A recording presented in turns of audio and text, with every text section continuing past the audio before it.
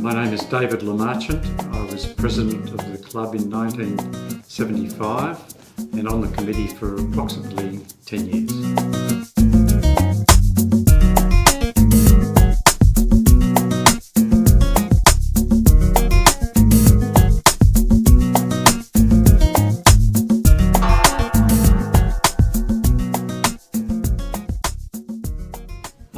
I first became interested in the club, I guess it would have been in the late 1960s, when my father was a regular attender and he asked both myself and my brother to come along and start attending the luncheons. And I found it very interesting, and the camaraderie and the quality of the list of the speakers was good. So yes, I enjoyed it and was happy to join. Yes, my father was president in 1951. We, I think, were the first father and son presidents of the club, and I think we were also, which I'm proud of, the first father and son life members of the club.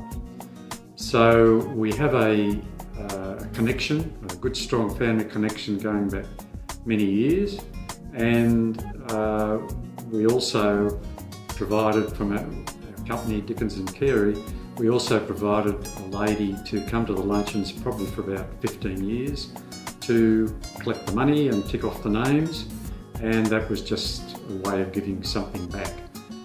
So yes, the connection has been strong and very enjoyable. I was asked to join the committee. I can't remember who asked me, but I was probably young and over-enthusiastic at the time.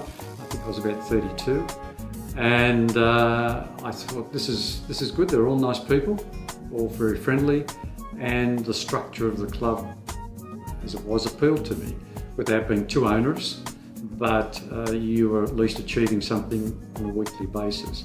So I was delighted to be asked and keen to participate. Well, it's more like a line of succession, I guess. You start off on the committee and then you progress through vice president, and I guess it's expected that you're going to continue to be president. So yes, I became president in 1975 and enjoyed the experience. We had a lot of good memories and a lot of good events and functions,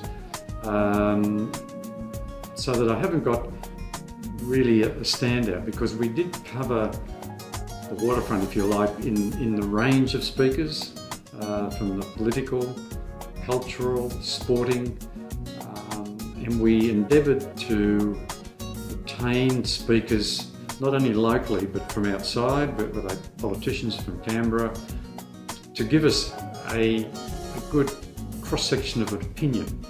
We did have, for one of our luncheon meetings, a gentleman called Laurie Short, who was the Federated Ironworkers Secretary way back, and that was giving us an opinion on that side of the union movement, to compare to what the club was perceived to be probably more liberal leaning, which it wasn't. It was really just seeking a broad spectrum of opinion. So that, yeah, I can't readily identify a real highlight, but because there were so many. We had invited through Harry and Miller, Terry Thomas, who was an English comedian, actor. I'm not sure whether he was in the Carry On movies or whatever, but very, very well known. He was coming to Australia, I think, to be in a play. So we invited him to come, and everything was set, and then we got the notice about 2 days before that, sorry, he wasn't coming, that was it, full stop.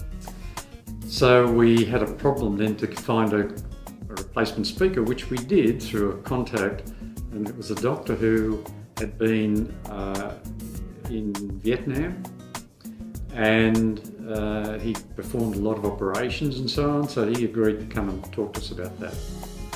Interestingly enough, he brought along slides that were quite graphic, and we could see people were a little bit uncomfortable, so one of us had to find a way to the PowerPoint and switch the power off and explain that bad luck, the projector wasn't working anymore. So things start off looking okay, and then you have to make adjustments. But it was an enjoyable day nonetheless, but different. The other strong connection that I had through the family is that the Businessmen's Club started a public speaking club, which eventually was called the Forum Club.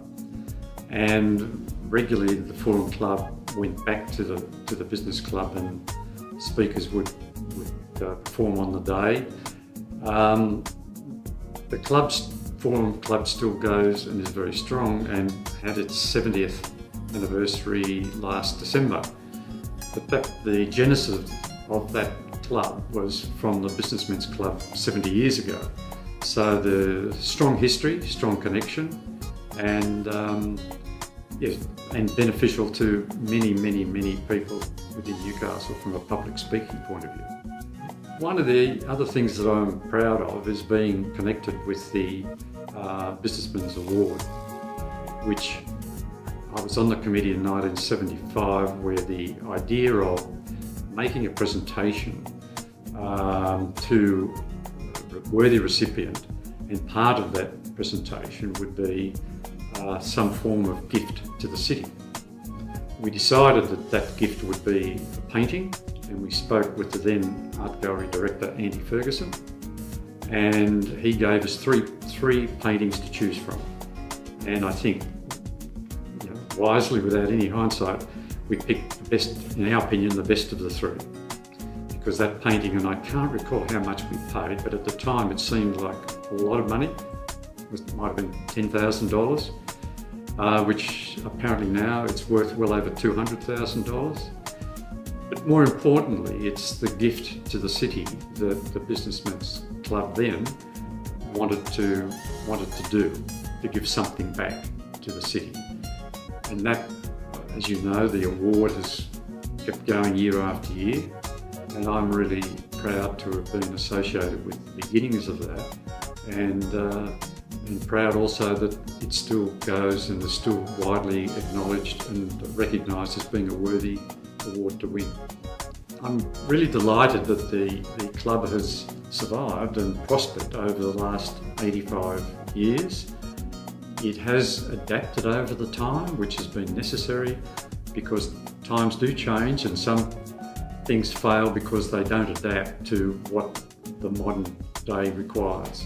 But the club has done that, and that's all credit to all the committees who've come and done what they believe was the best for the club. So, as I've said, I'm delighted and proud that the club has 85 years, and I wish it all the best for the future. Visit www.newcastlebusinessclub.com.au to learn more.